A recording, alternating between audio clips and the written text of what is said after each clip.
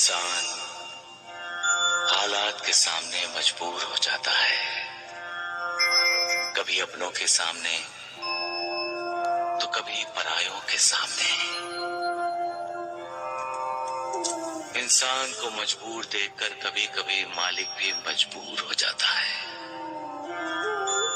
क्योंकि जो कुछ भी होना है प्रारब्ध के अनुसार होना है, और मालिक की मजबूरी यह है कि वो प्रारब्ध में हस्तक्षेप नहीं कर सकता। जब कोई विश्वासघात करता है तो दिल फटता है, आंखें रोती हैं। पूरे संसार से ही नहीं, मालिक से भी विश्वास में दरारें पड़ जाती हैं। लेकिन मालिक पर अपने विश्वास को कभी डोलने मत दो। हालात कितने भी बुरे क्यों ना हो, मालिक का साथ होगा तो सारी मुश्किलें हल हो जाएंगी। राजा हरिश्चंद्र की मिसाल तो सबके सामने है। राजपाट, धन दौलत, राजमहल सब छिन गया, यहाँ तक कि उसकी बीवी और बच्चा भी उससे अलग हो गए। फिर भी राजा हरिश्चंद्र का विश्वास नहीं डगमगाया, कभी सच्चाई का साथ नहीं छोड़ा। सच क्या है? सच कौन है? सच ईश्वर है, सच भगवान है, सच मालिक है। बस एक वो ही सच है, बाकी सब मिथ्या है, झूठ है। हर चीज का अंत है, उसका नहीं। वो अनंत है, सब जानते हैं। फिर भी जमीन, जायदाद, जेवर, धन दौलत इकट्ठी करते रहते हैं, प्यार करते हैं उसे। हालांकि सब जानते हैं पैसा इंसान को लालची बनाता है, स्वार्थी बनाता है। फिर भी पैसा पाने के लिए इंसान विश्वासघात जैसा पाप करता है। प्यार करना है तो मालिक से करो, वो प्यार करो जिससे श्रद्धा जागे, वो प्यार करो जिससे विश्वास पैदा हो, वो प्यार करो जो पुण्य दे। वो ही पुण्य तुम्हारा उद्धार करेगा। कमजोर इंसान हालात के सामने सिर झुकाते हैं, लेकिन कुछ इंसान ऐसे भी होते हैं जो हालात पर सवार हो जाते हैं। बाजी, हालात के सामने मजबूर होकर बच्चों को अपने से अलग करके उन्हें त्याग देना, ये फैसला गलत था।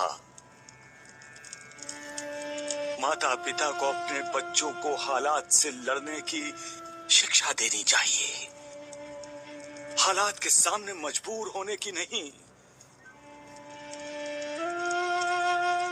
हालात के सामने मजबूर हो जाना ही पलायन है। ये सोच ही इंसान में निराशा को जगाती है। आपके बेटे और बहू ने बच्चों को त्याग देने का फैसला लेकर अपने बच्चों को कौन से संस्कार दिए माँ जी? माँ जी,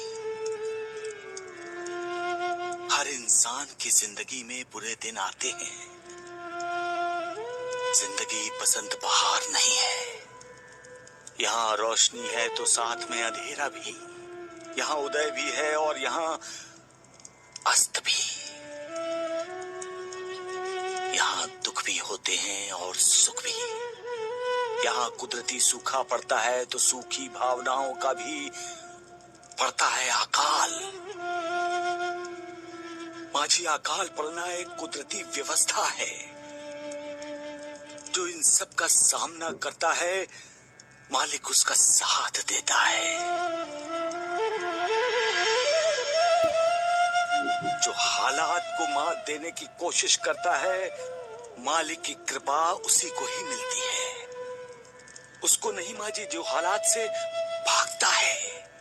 हालात के लिए मालिक को दोष देता है, मालिक की कृपा उसको नहीं मिलती है माँ जी। जो इंसान अपने आप को नहीं ढूंढता, वो दूसरों को कैसे ढूंढ पाएगा? जो अपने आप को नहीं ढूंढ सकता, यानी अपने आप को जानना, अपने अंदर की आत्मा का दर्शन करना, अपने अंदर ज्ञान का जो प्रकाश है उससे अपना जीवन प्रकाशित करना। जब अपना जीवन प्रकाशित हो जाए, तब दूसरों की खोज आसानी से की जा सकती है। कोई मिसाल दे सकते हो तुम? एक तपस्वी साधु का शिष्य था। कई वर्ष कोशिश करने के बाद भी वो ध्यान नहीं लगा सका।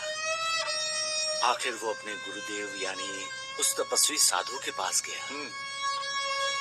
बोला, इतने वर्षों से मैं ध्यान लगाने की कोशिश कर रहा हूँ, लेकिन ध्यान लग ही नहीं रहा। तो फिर तपस्वी साधु ने क्या कहा? साधु ने कहा, तुम इस देश के राजा के पास जाओ, ध्यान कैसे लगाया जाता है वो तुम्हें शिक्षा देंगे। एक राजा? हाँ गुरुदेव। वो राजा के पास गया और जाकर उसने देखा कि राजा तो मदिरा और मदिराक्ष में डूबा हुआ है। हाँ गुरुदेव, ऐसा ही हुआ। नर्तकी का नृत्य देखने वाले राजा को देखकर शिष्य लौटने लगा। तो राजा ने उसे रोका, और जब उसे ये पता चला कि शिष्य को साधु ने भेजा है, तो उसने शिष्य को कहा कि अब आए हो तो हमें आतिथ्य सत्कार का अवसर दो, यही? बिल्कुल ऐसा ही हुआ गुरुदेव। आराम शिष्य ने कभी देखा नहीं था। उसे देखने को मिला, उसे अनुभव करने को मिला, और रात के भोजन के बाद जब उसे भव्य और ऐश्वर्य संपन्न शयन कक्ष में सोने को मिला, तो वो जी भर के सोया होगा, और क्या? नहीं गुरुदेव, शिष्य एक पल के लिए भी नहीं सो सका। क्यों? क्यों नहीं सो सका?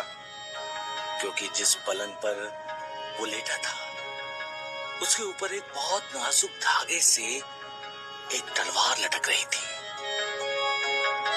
ऐसा लगता था किसी भी वक्त धागा टूटेगा और तलवार सीधी उसके सीने में घुस जाएगी। कहानी का ये मोड़ अच्छा है साईं। सुबह हुई, राजा आया। उसने विनम्रता से पूछा, महात्मन, आपको नींद तो ठीक से आई ना? शिष्य ने कहा, राजन, इस लटकती तलवार ने मुझे रात भर सोने नहीं दिया। सोना चाहता था, नींद भी आ रही थी, लेकिन बार बार लटकती तलवार याद करके आंखें अपने आप खुल जाती थी। तब राजा ने क्या कहा? राजा ने कहा, मान्यवर, ध्यान ऐसे ही किया जाता है। ध्यान करने के लिए आंखें बंद करके पद्मासन लगाकर बैठना ही आवश्यक नहीं है। ध्यान का अर्थ ही है सोते, जागते, उठते, बैठते, हर पल, हर समय उस पर ब्रह्म परमात्मा का स्मरण करना। बढ़िया, बहुत बढ़िया साईं, बहुत बढ़िया कहानी सुनाई तुमने, वाह। गुरुदेव, जब हम ध्यान लगाते हैं तब हमें हमारे अंदर की आत्मा के दिव्य दर्शन होते हैं, और आत्मा के दिव्य प्रकाश में ही हमें उस निर्विकार के दर्शन हो जाते हैं। इसलिए कहते हैं कि पहले